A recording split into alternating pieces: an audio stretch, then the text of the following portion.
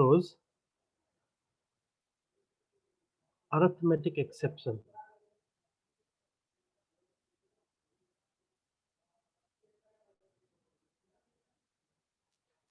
And here what JVM does, it check if the exception is handled or not.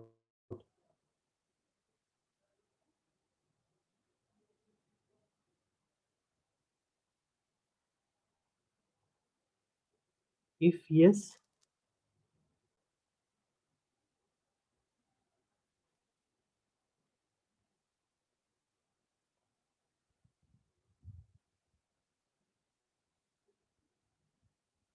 execute respective catch block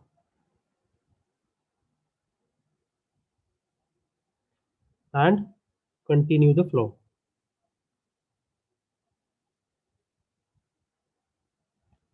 If not handled, then what will happen?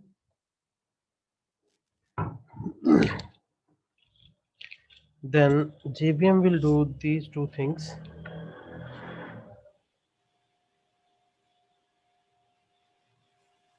Print stack trace of exception, then terminate program execution. It happens like when there is an exception, so it check if the exception is handled. If yes, then it will do this task, otherwise we'll do this one. Okay, that the point we left yesterday. Now let's move further. So today we will be discussing about more in detail. Yesterday we have seen try catch block. Today we will be discussing about also we have discussed multiple catch block, how we can use multiple catch block. Also we have seen pipe operator with exceptions, like if we want to handle multiple exception within a single catch. And we have seen the hierarchy of catch block, like if we have a parent exception at the top, so we cannot write child at the bottom. What we can do is child followed by parent, we can do that. Okay, now next thing we are going to discuss is nested try block. So nested try itself, it's self explanatory. Let's say we have something like this try, then we have another try over here, and corresponding catch is there, exception E, and this is block for basically this catch. And here we will have one more block for the above try we have. Okay, like this. There might be another exception.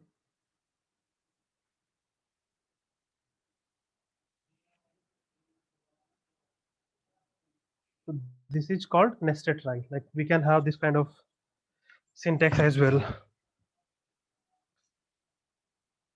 Okay, any doubt in this?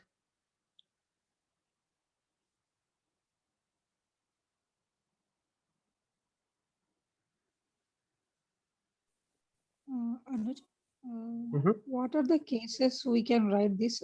Can you please give me some example for this? What do you mean by cases? Like try within try. Okay, so there might be a statement like you have statement 1, 2 here, and in this statement, let's say I'm talking about arithmetic exception. Arithmetic exception can occur. Okay, so what will happen, like if there is an exception occurred here in these statements, so what will happen, it will go here in corresponding catch block, right? But if it is not there, then we have another exceptions block basically here. let's say here we can have array index out of found exception can occur over here. So for that we have this exception. So this block will handle that exception. So basically it is gonna be similar, like we have multiple catches. So there is no specific like meaning or use case where we can use it. The same thing we can use or um, handle with multiple catch block, or even with the single we can do that. So what will happen generally, if exception occur here, rest of the code which we have over here will not be executed. Getting my point? But there might be cases like when it will helpful. For example, we have try over here. Here I'm saying SOP of 1, then I'm saying try 10 divided by 0, for example, then corresponding catch and corresponding exception is there. And later on we have more statement, like let's say SOP of 3. So in this case, when there is an exception at this line, so we will be able to execute this one, because this is also inside the same try block. So what happened, like there is an exception at this line, so it will go here and corresponding catch block will be executed further, then it will execute this one. But if there is no try catch, so what will happen, it will go here in this, and the corresponding item will not be executed. Getting my point? Yes, Anuj, clear. Okay. So next, let me take one more example. If we have,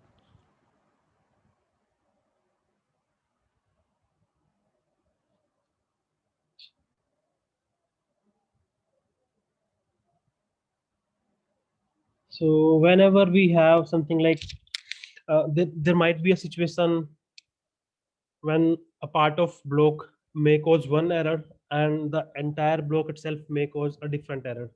In that case we can use nested try block. Okay, or let me uh, take one practical scenario. For example, here is a try and we have one more try over here and corresponding catch. Then we have catch for this one.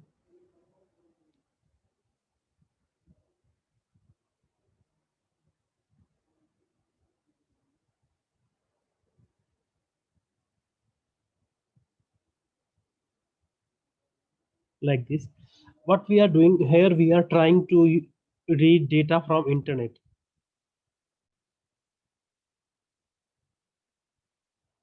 We are hitting some website and we are fetching or reading data from there. So there might be a chance like the website we are hitting is down or not running, right?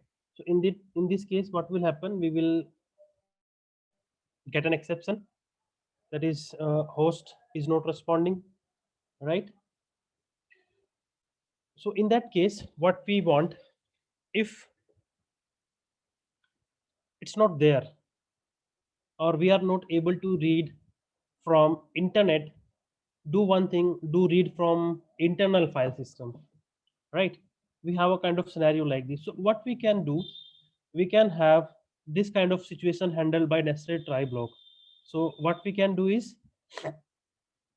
we'll move this code over here,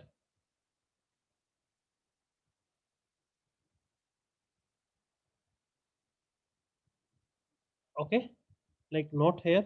We'll just say do this here in this block, and if there is an exception reading data from this block, so do one thing, do data reading from file over here inside this catch block, or even you can do that here. Getting my point? So that might be a use case where we can use nested try block, like a default behavior we want to give. Okay. Now, next scenario we are going to discuss is the finally block, try catch and finally.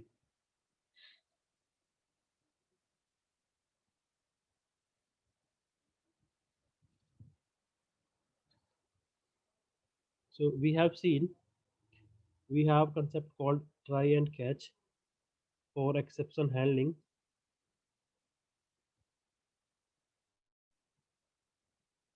Now we are going to discuss the finally block.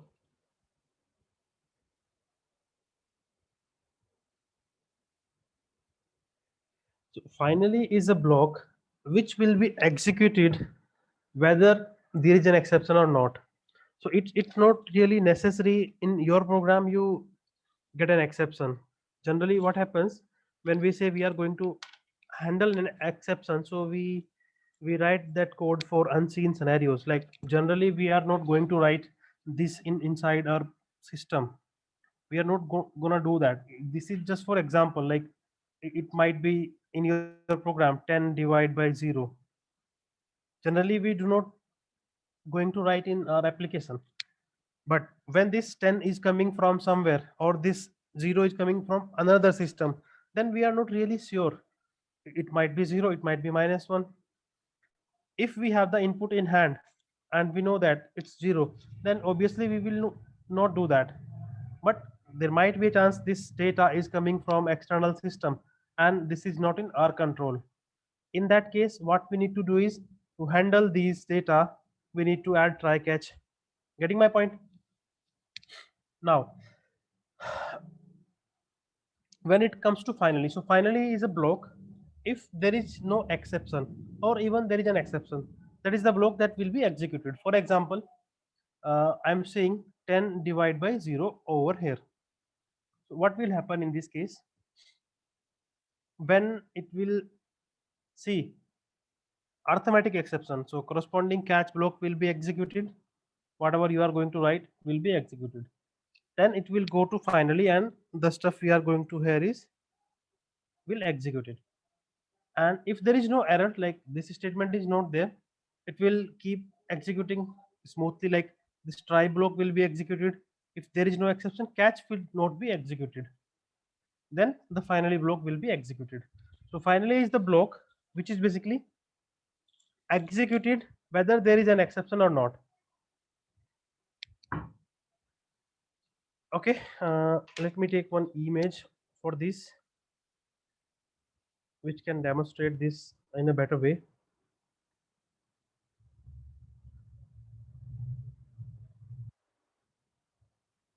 So you can see my whiteboard, right?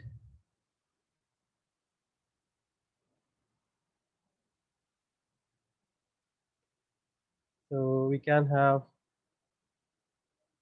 this image.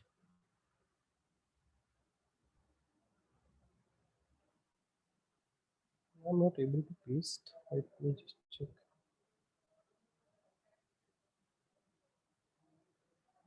Control V H. Okay, it's here. It's very small. Okay. Yeah. I believe you can see it now. Tell me yes or no. Yes. Okay. Yes. Okay. So let's say you have a program, and in this program you got an exception. If you have handled, what will happen? Let's say you got an exception. So it will go here in this part. Yes, exception is there. Then it will check if it is handled or not. If handled, then it will go here, will execute corresponding catch block, and then finally block will be executed. If not handled, then what will happen? It will go directly to the finally block will be executed. We'll see in an example. But what if there is no exception? Then it will directly jump into the finally block.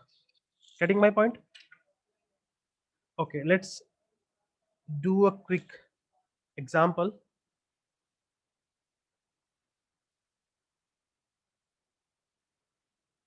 So we have try, and then we have catch block, and then we have the finally block. Now I'm saying system.out.println line 1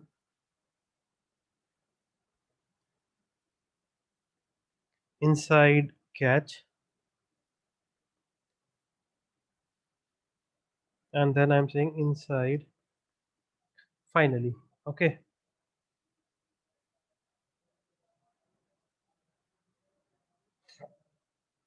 so you can see the try block is getting executed and finally is getting executed because there is no error.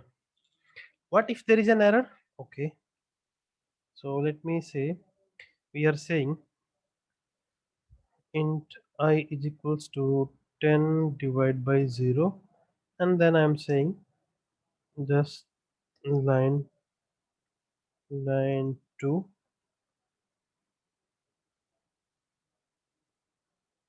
Now you can see there was an exception at line 9.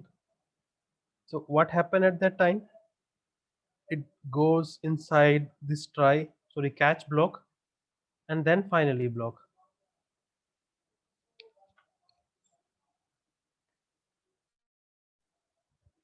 Line 1 was there, you can see inside the output.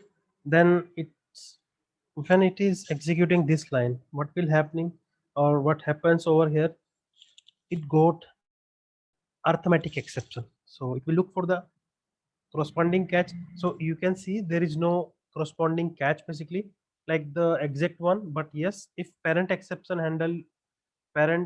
class is there, then we can see that exception will be handled by this catch block. So it's immediately going here and executing this line, and then finally is getting execute.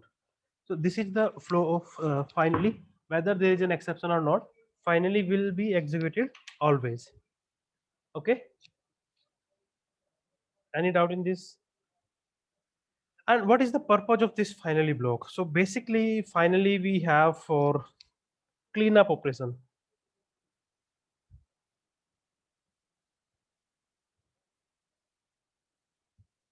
What I mean by cleanup operations can be close and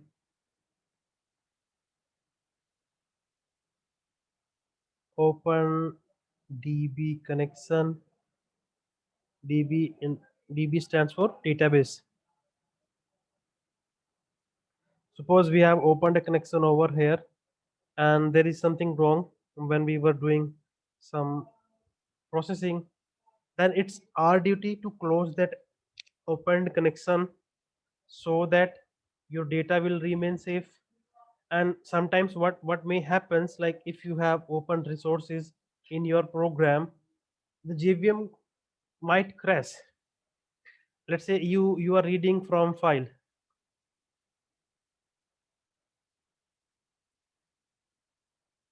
So to read from file, you need to open that file. Then what you will need to do, you will need to do some processing for writing the data, and finally what you need to do is close the open file. Okay, what happens, an exception occurred when you were reading the file or writing the file. In that case, what will happen, the corresponding catch block will be called, right? And if there is no finally block, your resource will remain open.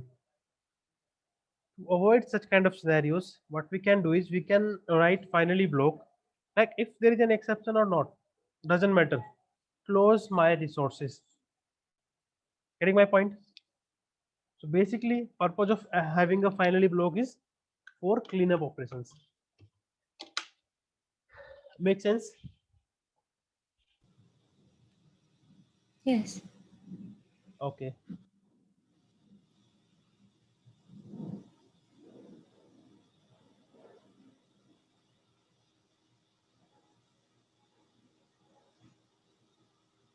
Now, next thing is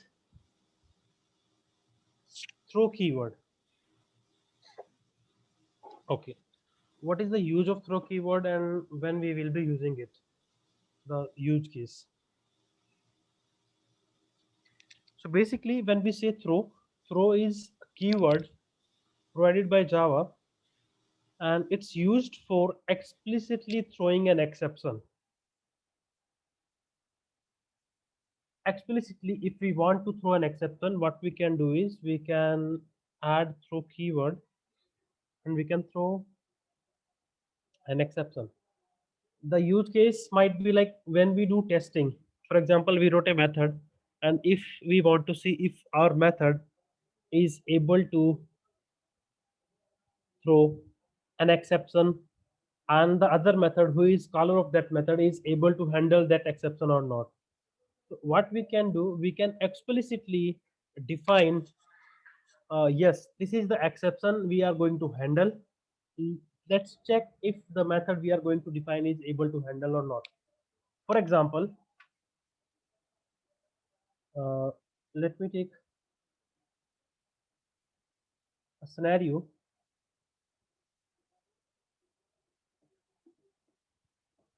You have a method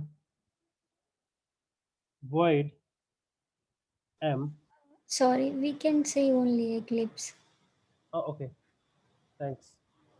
Thanks for letting me know. So we have a method called void m. Okay, and in this method, what we are trying to see do, it basically calls some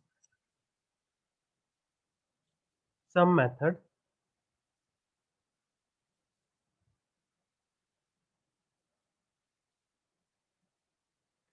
Let me call it division.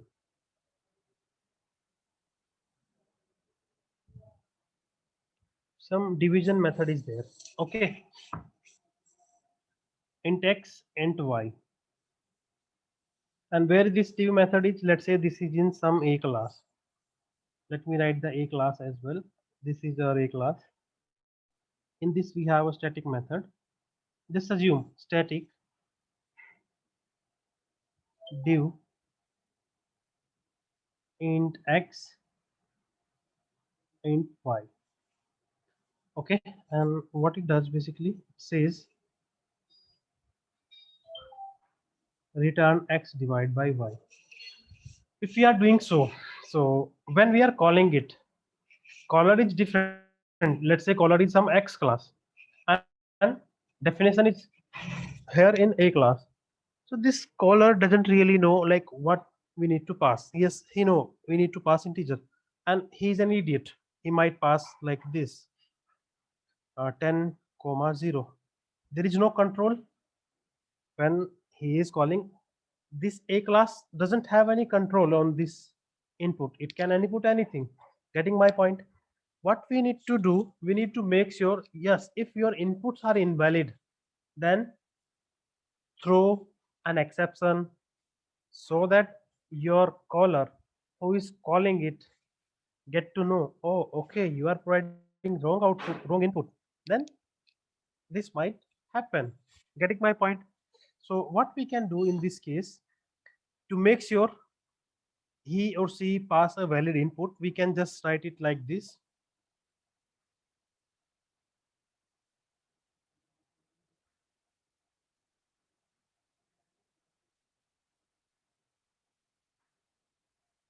If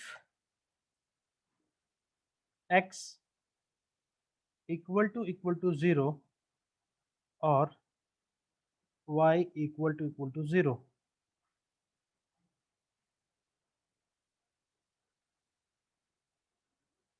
throw new arithmetic exception. So if they will pass this kind of information 0 0, so our program will throw an exception immediately. Even we are not going to write, it will throw.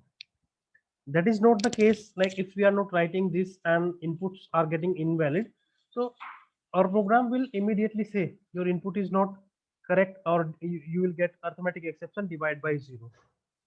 But yes, sometimes there might be a scenario when you are not writing these exceptions, you are having your own exception. We will see that like how we can build our own exception in coming uh, topic. Like after this discussion we will see how to build a custom exception, right? So for example, let me just take null pointer exception, right?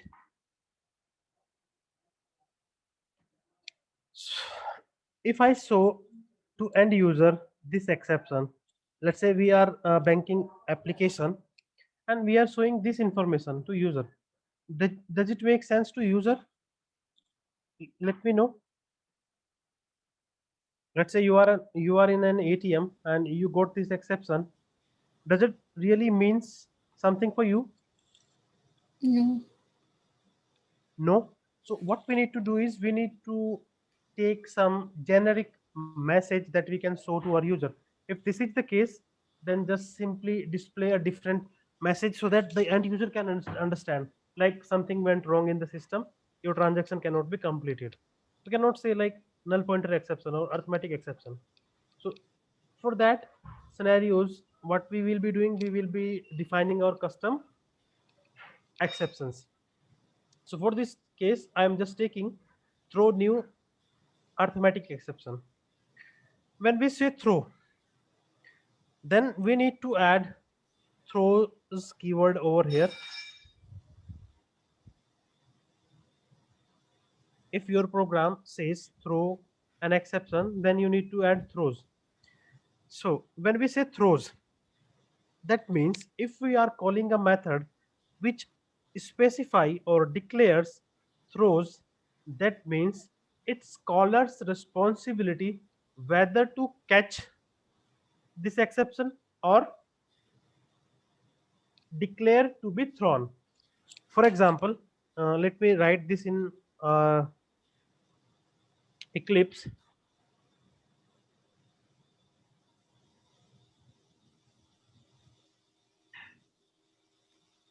This is our class X, okay? And in this class, what I have is static void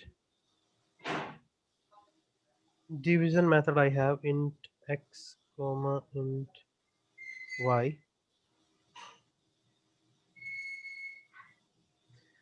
Okay, now what I'm saying, if x is equal to 0 or y is equal to 0, then throw new arithmetic exception like this. Okay, and then if this is not the case, just do one thing, return x divided by y. Okay, one more thing to note here, like sorry, we took void, that's why we are not able to return anything. So I'm taking this as an int. Now you can see I'm not declaring the throws keyword. What is the reason, like why it is not asking for throws here? So whenever we are throwing any runtime exception, then we don't really need to add throws declaration over here. But let's say if it is something which is not runtime exception, or let's say we have some checked exception over there, then we need to declare that exception to be thrown. So here you can see we are getting an error. What is that? Unhandled exception type exception. So what we can say throws exception. then it is fine. It's not complaining. Okay. Now if I try to call this method over here, I say x dot division. I'm saying 10 comma 5, for example. Okay. Now what we are getting over here, the program itself complaining unhandled exception, type exception. If your method has a declaration of throws exception, then what you need to do is you need to handle that. Or you can do one thing, you can add this over here and it would be fine. So when we say throws exception over here, we are basically ignoring that. Let suppose if exception occur at runtime, so what will happen in this case, the program itself will get terminated. Let me run it. So for this example, we will get answer as 2, but we are not printing it. So let me just print it here.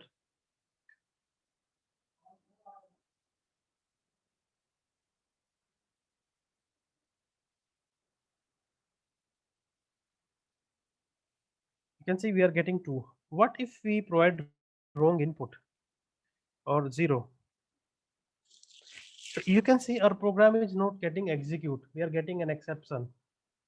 So throws is basically to notify to the caller, if you are calling me, you might take care of this exception. And if you don't really want to take care, you can do the same thing what I did. So in this case, we can see the caller of this x division method is main, and the main doesn't want to handle this exception. So what he can do is he can say throws exception. So who will handle that? Main is not handling this exception. So in that case, what will happen?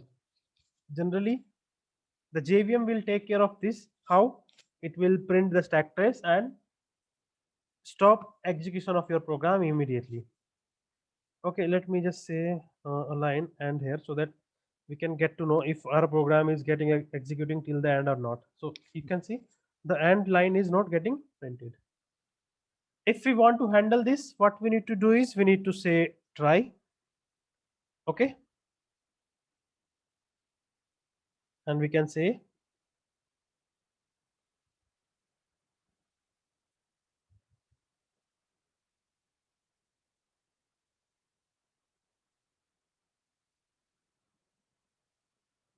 something went wrong. So this time we don't really need to add this one.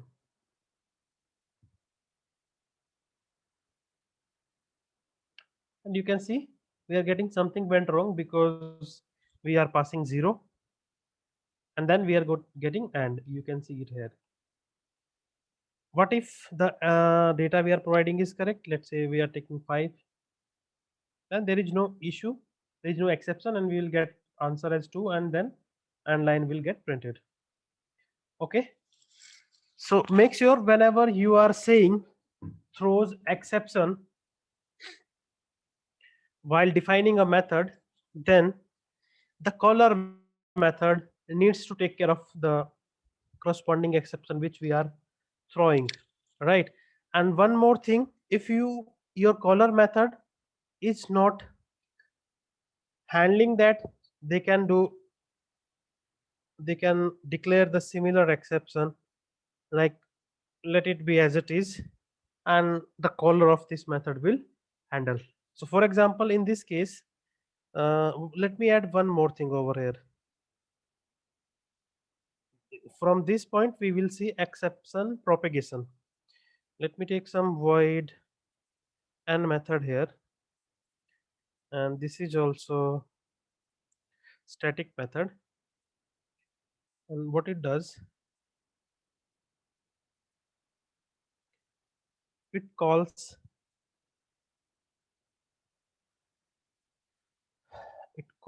that x method x dot div. So basically right now n method is calling x dot div, and if I say hey hey main method, just call the n method, so it will call this n. Let me just print one line over here. inside an method. So this line will be printed first and then it will call the division method. Okay, and you can see, let me just do one thing. I'm just removing this try and catch for a minute. So you can see the program is getting compilation error, unhandled exception, type exception. So there is two choice for this method, who is caller of this division method. Whether this method can say throws exception, or otherwise what they can do is they can say use try catch and handle it. So right now you can see and it's saying ignore it. I'm not going to handle it. So just do one thing, declare me or define me with this exception, which is basically getting thrown by the div method. And if we do so, now it's complaining over here, unhandled exception, type exception. So there are two choice with main, whether to use throws keyword over here, throws exception, or we can say try and catch. So let me add try and catch. Okay, so now let's understand it, what is happening here. We have a method called div. Okay, we have a method called and we have a method called main. So like when we say execute this program, what will happen inside stack? There will be main in the beginning. Main will call n method, right? And will call this division method, and division method throws an exception, and we are not handling that exception inside division method. So what will happen? This exception will come here. Okay, and if n is handling, then it will not go till main. But if it is not handling, then the exception will come to main. If main is handling that exception, then it will be handled here only. Otherwise it will go to the JVM, and you know what JVM will do with that. It will print the stack trace and it will say what? It will terminate the program. Yeah, it will terminate the program. So let's see, for a moment, let's assume we are not handling it. Okay, and I'm saying we have throws exception over here, and just say end. Okay, if I run this and I provide 0 as an input, then you might be able to see it. Yeah, the stack trace, look at the stack trace, what they are saying in class reverse. There is an exception at div method, right, at line number 25, and it was not handled here. Then it propagate to line number 15, like from where the reverse method was called. If I click this line, it will highlight that line from the origin of the exception, from where it was generated. Okay, now if I see line 15, so when we called n method, it is calling div, and div is throwing an exception. So the exception is propagating to n. You can see over here in this stack trace, right?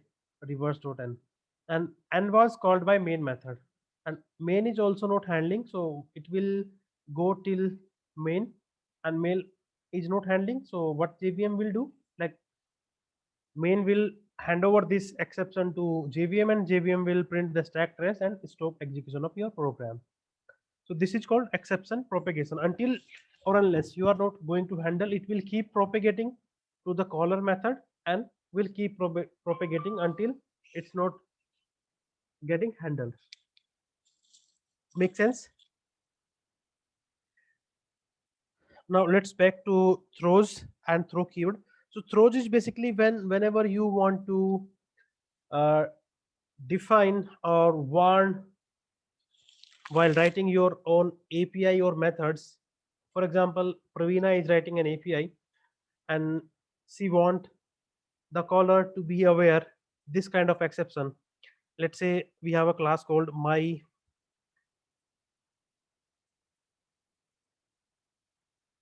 custom exception, for example, we have. Okay.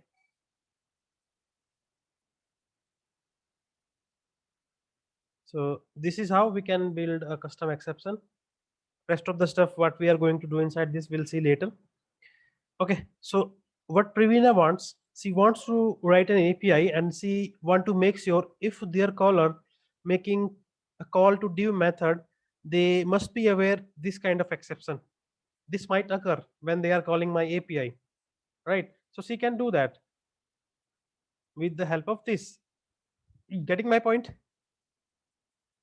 And what throw does? Throw is basically explicitly throwing an exception, right? The use case can be like this one. When we are defining our own API, we want to throw an exception. And the second use case can be like if we want to make sure our main method is handling custom exception or not. So what we can do is, while testing, instead of preparing the data, input data, what we can simply say, just check if we are able to handle this my exception or not. So what we can do is we can have try catch over here, and this method is basically will be throwing the same exception. Okay, that is my exception, and let me add a custom message over. Super.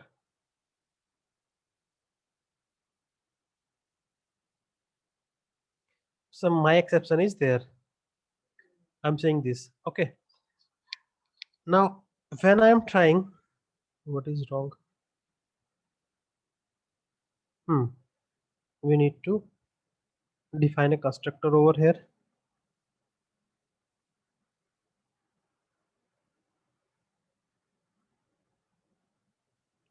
Okay, now it is fine. So we want to make sure our main method can handle my custom exception. Okay, so to make sure, what we can do is we will not be preparing the input. We explicitly throw my exception. So from here, like we need to prepare the input to produce this exception. Like if we say 3, then there is no exception, right? But we want to test if our method is gonna take care of my exception or not, this main method basically. So what we can say, do one thing, just check one thing, throw new my custom exception. So we are not preparing any input to produce this exception. We can just simply say throw new my custom exception, and here we will see if the corresponding catch block is getting executed, that means the exception is getting handled. If it is not, then we can say the exception is not getting handled. So you can see we got lab for my custom x.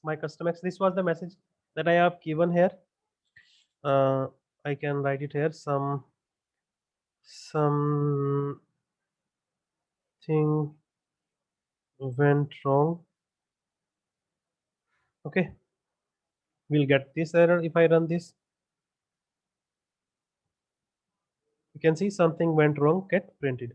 Okay, so you can see now if we are calling main method and main is able to handle this exception, and to produce this exception we don't really need to produce the input. Getting my point? Anybody has any doubt in this?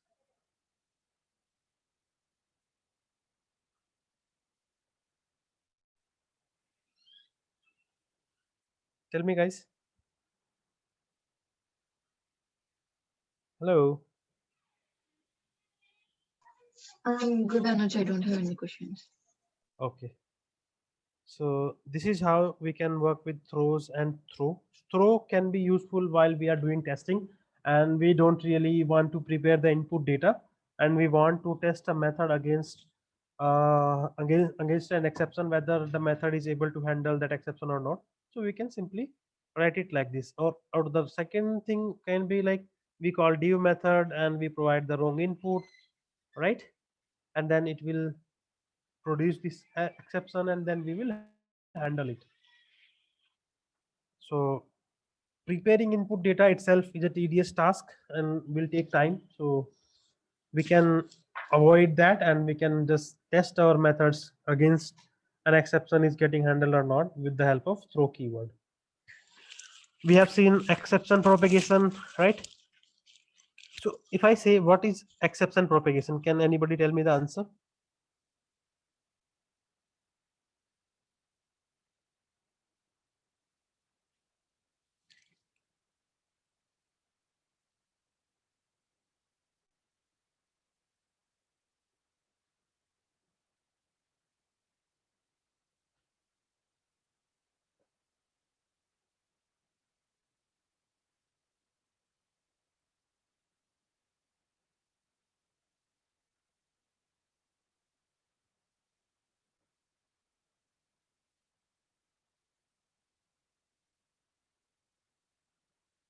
Blank.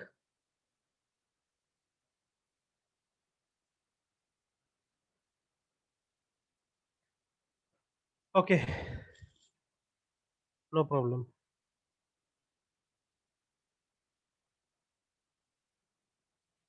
Now let's discuss about custom exception. So custom exception we can write with the help of inheritance. Like if we want to build our custom exception, then what we can do is we can use inheritance feature and then we can build our own custom exception. Okay, now let's see how we can do that.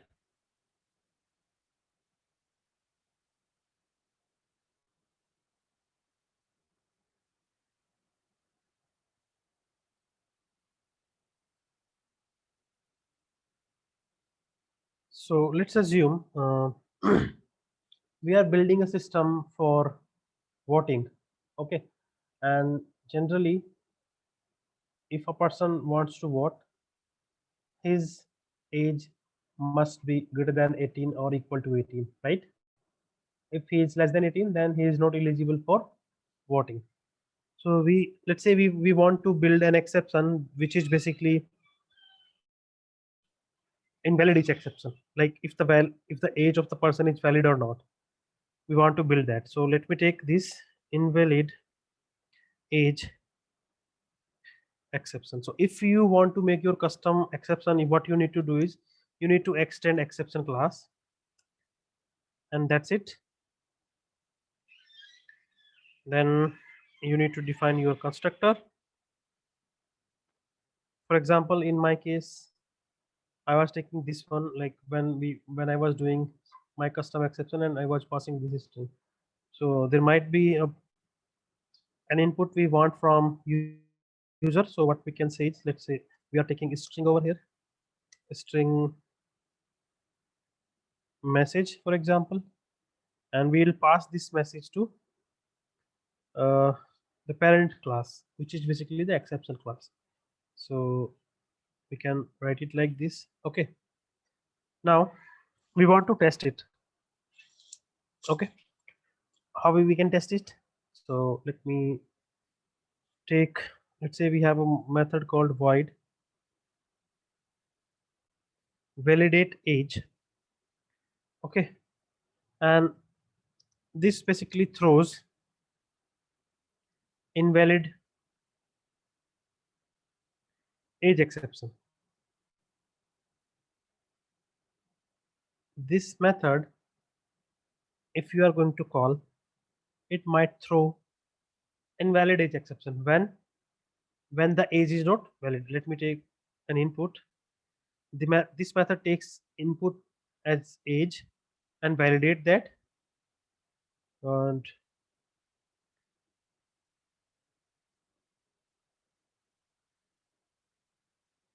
so what we can do in this, we'll check if the age is less than 18 through new invalid age exception, and the message we are going to, we can say, let's say invalid age. Okay, and if it is not invalid, then we can just say person is eligible for vote. Okay, if the age is valid, then he or she can vote. Now let's say we have a program which is basically taking input from user and checking if the person is eligible for vote or not, and I'm going to run this infinitely. So I'm taking true. Okay, now what I can do here is sc dot next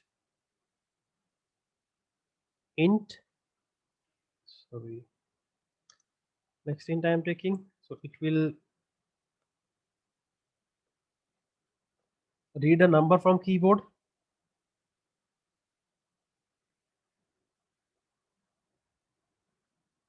and here I'm saying enter age. After entering age, I'll check if the age is valid or not. So let me take this method as static for a moment so that we can call it directly without making an object. Validate age I'm taking, and I'm passing age into this. Okay, now you can see this method can throw invalid age exception.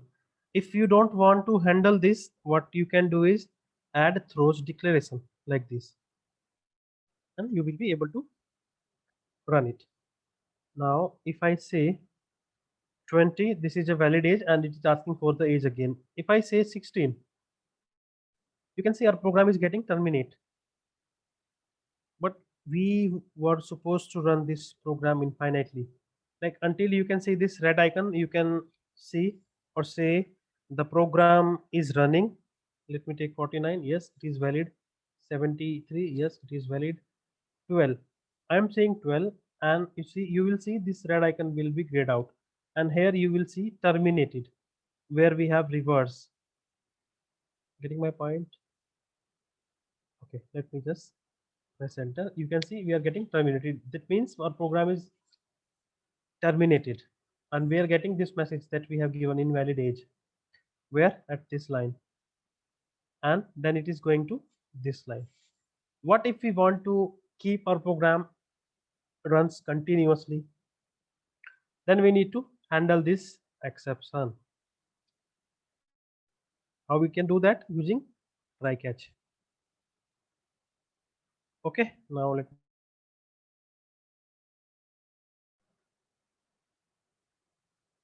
enter age 34, 12.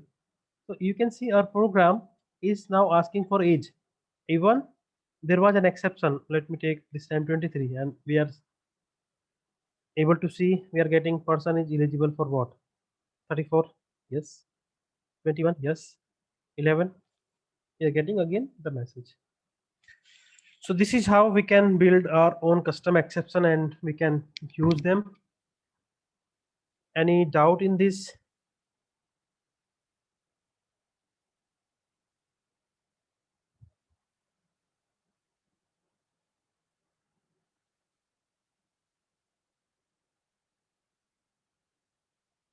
No doubt. So there is a homework for you guys. What is the difference between final, finally, and finalize? I think final and finalize we have discussed earlier. If not, make a research on that and we'll discuss this tomorrow. Okay, one more thing that we should discuss, like when we are doing exception handling in case of method overriding. I think I have discussed that. Let's say there is a class parent and there is a class child. Child extends parent. Okay. Here we have, let's say, some m method, and we are overriding that m method over here. And this is throws.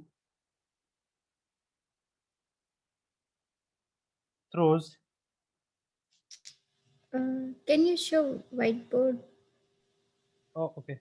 I hope you are writing there. We are unable to see. And now, Yes. so it throws some, let's say,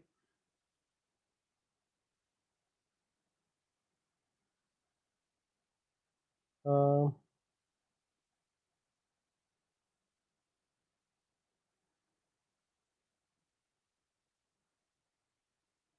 file not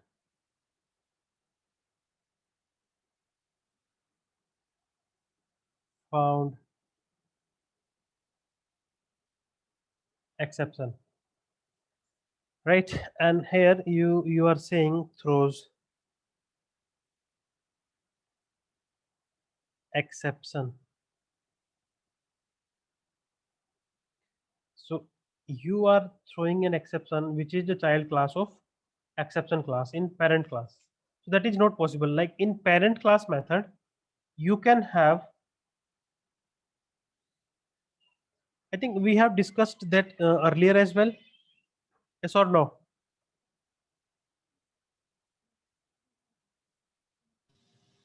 And know about these throws. The overriding we discussed. 1 second, guys. What you are looking for?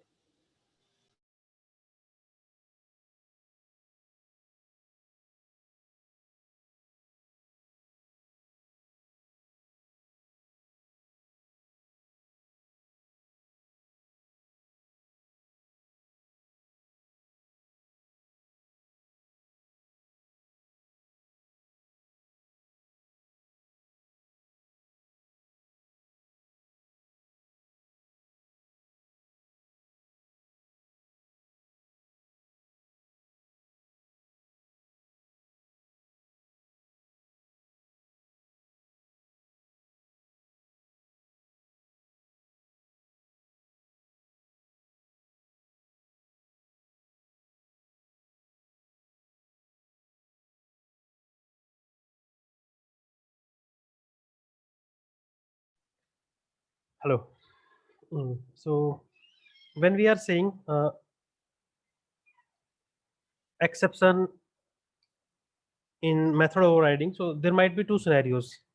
So that the one I have wrote on board, I have discussed it earlier. Like this can throw parent exception and this can throw child exception, but not vice versa. Like here it is saying throw child exception and here they want to throw a parent exception. That is not possible. You will get compilation error. Okay. Now one more scenario can be there, which is basically like if your parent class method declares an exception to be thrown. Sorry, if the superclass method does not declare an exception, but in child class we are saying we will throw an exception, that will create compilation issue. Like for example, this is m method and this method doesn't throw any exception, but in child we want to throw. So in this case this program will not compile.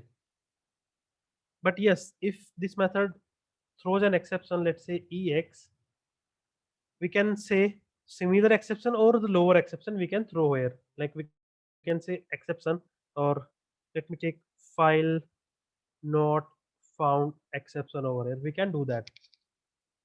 Okay. So these are the two cases that we can have with in the context of method overriding.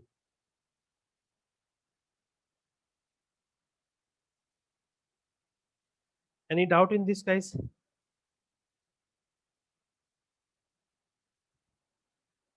So this is all about exceptions. If you have any doubt, please feel free to ask. Yeah, Anuj, we will check it today and we will ask tomorrow actually. Okay, no problem. Yeah. I have one doubt in the last program. Can you show one time in the last program? Yes. Somewhere you used you created object for exception, throw new exception. So Here it is. You can see. yeah, why we are using here new keyword? Can't we use directly? Not here, I think so. Last one. Line number 23, right? No, not in this program. Another program, like maybe my This is custom. also an exception. See, this is also an exception. You can see here. Invalid age exception is also an exception. So there is no confusion between custom exception or the inbuilt exception. Getting my point? If you are saying like if it is were like this, getting my point? Yeah, yes. So when we say new, that means we are creating an object. Generally, what happens when exception occur, JVM creates an object of exception and throw that. Here we are doing or creating an object ourselves and throwing it out. So I told you earlier, throw is basically throwing an exception explicitly. And if we want to throw an exception explicitly, then we have to create that object first. Then only we can able to throw. Okay, so that's why we are adding new here, because we are creating an object, then using throw keyword we are throwing that out. Okay, first we are creating object for that Then we exception are case, throwing. then we are throwing the exception. Yes, exactly. Okay. Anybody else?